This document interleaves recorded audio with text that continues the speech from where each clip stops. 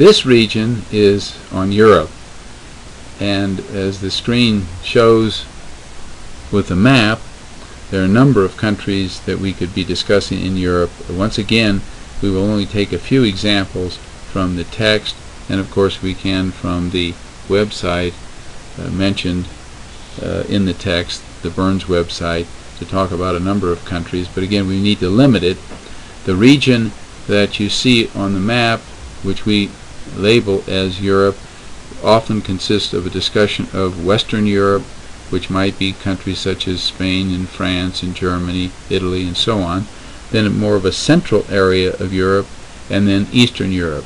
We also note that Russia, although we've discussed it separately, is a country which is large and is contiguous to a number of other countries that might be labeled again as Eastern Europe.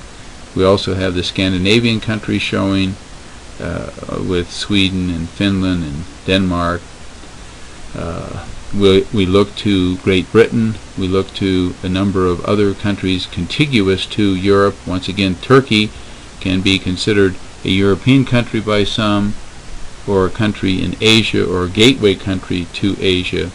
We also see that Africa reaches and touches into, or almost into, Europe through Morocco, and we see that close proximity which will encourage expansion, which is part of our subject of businesses.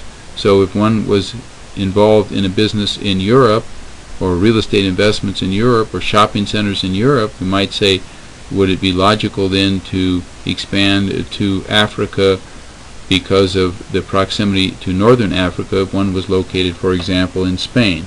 Those kinds of issues will be discussed in our total review of individual countries.